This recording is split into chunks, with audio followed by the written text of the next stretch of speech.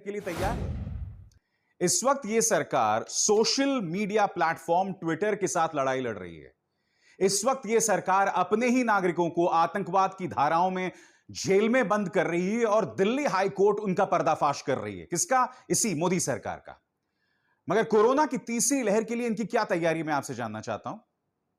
और आज जो खबर मैं आपके सामने लेकर आया ना दोस्तों, इससे पता चलता है कि यह सरकार अपने नागरिकों को लेकर, कम से कम कोरोना को लेकर, किस तरह की आपराधिक लापरवाही दिखा रही है। सबसे पहले आपके सामने है रॉयटर्स की यह पड़ताल, और यह पड़ताल क्या कह रही है मैं आपको बताता हूं। यह पड़ताल एक एक करके आपके स्क्रीन पर आएगी दोस्तों, गौर कीजिएगा। 13 मई को स्वास्थ्य मंत्रालय ने घोषणा की थी कि वैक्सीन के 2 डोजेस के बीच का अंतर अब 12 से 16 हफ्ते कर दिया गया है। यह अंतर, जैसा कि आप जानते हैं, पहले 6 से 8 हफ्ते था। आपके स्क्रीन पर दोस्तों यह है प्रेस इंफॉर्मेशन ब्यूरो का वो बयान, जिसमें लिखा हुआ है साफ तौर पर, gap between 2 doses of Covishield extended from 6 to 8 weeks to 12 to 16 weeks based on recommendation of Covid working group. सरकार यहां क्या कह रही है कि वैज्ञानिकों के सलाह पर हमने कोरोना के 2 डोजेस के बीच का जो अंतर था, जो इससे पहले 6 से 8 हफ्ते था, अब उसे हमने बढ़ाकर 12 से 16 हफ्ते कर दिया है। सरकार का यह कहना था कि वैज्ञानिकों ने हमें ऐसी सलाह दी। रॉयटर्स अपनी इस पड़ताल में दोस्तों यह बता रहा है कि जिन वैज्ञानिकों से उन्होंने बात की, जो कि उस लिस्ट में थे, उन्होंने साफ तौर पर मना कर दिया। उन्होंने कहा कि हमने ऐसी कोई सिफारिश सरकार को नहीं दी थी। यानी कि इस सरकार के पास कोरोना के वैक्सीन की कमी थी, और उस कमी के चलते उन्होंने देश को झूठ बोला। उन्होंने एक ऐसा कदम उठाया जिसके पीछे वैज्ञानिक सोच नहीं थी। उन्होंने एक ऐसा कदम उठाया जिसके जरिए वो देश की जनता की जान के साथ खिलवाड़ कर रहे हैं, उनके स्वास्थ्य के साथ खिलवाड़ कर रहे हैं। और मैं आपको बतलाता हूं कैसे। क्योंकि जो पड़ताल की गई है, उस पड़ताल में ये तमाम चीजें सामने उभर कर आई हैं। उन्होंने बात की है तमाम वैज्ञानिकों से। आपके स्क्रीन पर दोस्तों रॉयटर्स अपनी पड़ताल में यह कहता है, MD Gupte, a former director of the state-run National Institute of Epidemiology, said that the NTAGI had backed increasing the dosing intervals to 8 to 12 weeks, the gap advised by the WHO, but he added the group had no data concerning the effects of a gap beyond 12 weeks. MD Gupte ये क्या कह रहे हैं कि विश्व स्वास्थ्य संगठन ने कहा था कि हम 2 कोरोना के डोजेस के बीच में जो अंतर है वो 12 हफ्ते तक तो बढ़ा सकते हैं, 8 से 12 हफ्ते बढ़ा सकते हैं, मगर 12 हफ्तों से आगे बढ़ाने का कोई जरूरत नहीं है, कोई औचित्य नहीं है। ये खुद एक वैज्ञानिक कह रहे हैं जो कि जुड़े हुए हैं उस संस्था से। आगे देखिए दोस्तों, NTAGI colleague Matthew Verghese, who said the group's recommendation was only for 8 to 12 weeks. यानी कि इस NTAGI के एक सदस्य थे जिनका नाम है मैथ्यू वर्गीज, और उन्होंने कहा था कि हमने सिर्फ 2 डोजेस के बीच में 8 से 12 हफ्ते के अंतराल की सिफारिश की थी, उससे ऊपर नहीं। तो मैं पूछना चाहता हूं स्वास्थ्य मंत्रालय से कि आपने ऐसा क्यों किया? सिर्फ इसलिए कि आपके पास वैक्सीन की कमी थी?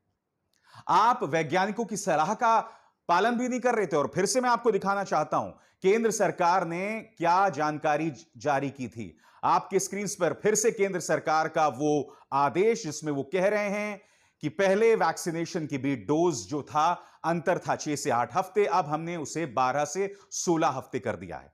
और उसमें उन्होंने बाकायदा कोविड वर्किंग ग्रुप की एक पूरी सूची जारी की है। कौन कौन है उसमें? आपके स्क्रीन पर N K Arora, doctor Rakesh Agarwal, doctor Gagandeep Kang, doctor J P Muliyil, doctor Naveen Khanna, doctor Amulya Panda, doctor V G Somani. इस फहरिस्त में 2 नामों पर गौर कीजिएगा। एक नाम है डॉक्टर एनके अरोड़ा और दूसरा नाम है डॉक्टर जेपी मुलियाल। एनके अरोड़ा जो है वो है डायरेक्टर INCLEN ट्रस्ट, और डॉक्टर जेपी मुलियाल हैं retired professor Christian medical college Vellore. इनसे बात की रॉयटर्स ने, और ये दोनों क्या कह रहे हैं मैं आपको बताता हूं दोस्तों।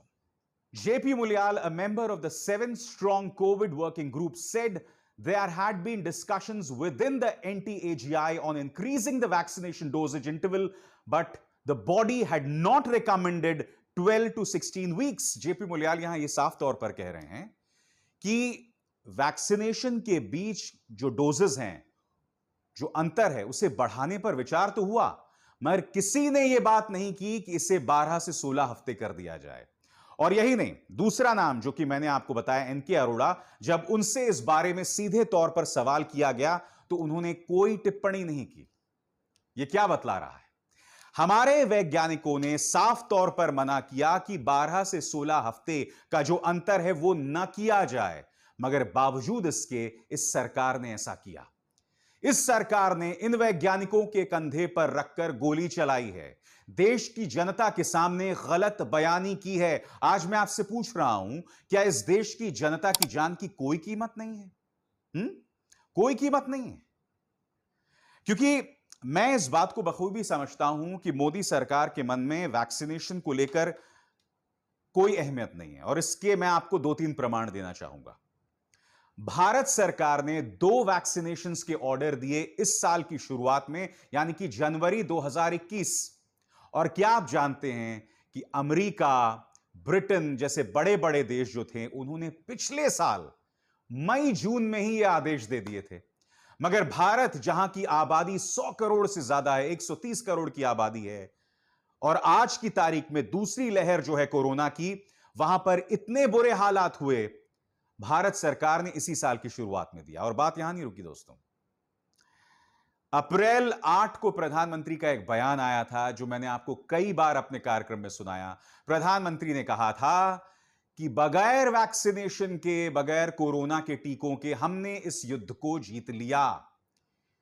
प्रधानमंत्री नरेंद्र मोदी के जहन में कोरोना के वैक्सीन को लेकर इस कदर गंभीरता है, तो आप सोच सकते हैं वैक्सीन को लेकर ये लोग इसी तरह का रुख अपनाएंगे। और बात यहां नहीं रुकती। बार बार ये लोग आयुष्मान भारत की बात करते हैं। क्या आप जानते हैं कि इंडिया टुडे ने सूचना के अधिकार के अंतर्गत एक आरटीआई फाइल किया, राइट टू इंफॉर्मेशन, और उससे यह पता चला है कि आयुष्मान भारत योजना का फायदा बहुत कम लोगों को हुआ है। पहले मैं आपको बताना चाहता हूं आयुष्मान भारत योजना है क्या, आपकी स्क्रीन पर। आयुष्मान भारत योजना 2018 में लगभग 50 करोड़ भारतीयों को यह सुनिश्चित करने में मदद करने के लिए शुरू की गई थी कि गरीबों को अच्छी गुणवत्ता और सस्ती स्वास्थ्य सेवा मिले। इस योजना के तहत एक लाभार्थी प्रति परिवार प्रति साल 5 लाख रुपए तक मुफ्त चिकित्सा लाभ प्राप्त कर सकेगा। आज मैं कुछ सवाल आपके सामने रखना चाहता हूं। पहला सवाल, क्या कोरोना महामारी में देश की जनता को आयुष्मान भारत का लाभ मिला? दूसरा सवाल, आखिर कितने लोगों को इसका फायदा मिला? और मैं आपको बतलाना चाहूंगा दोस्तों, इंडिया टुडे के इस आरटीआई से, सूचना के अधिकार के अंतर्गत जो उन्होंने जानकारी मांगी, उससे यह पता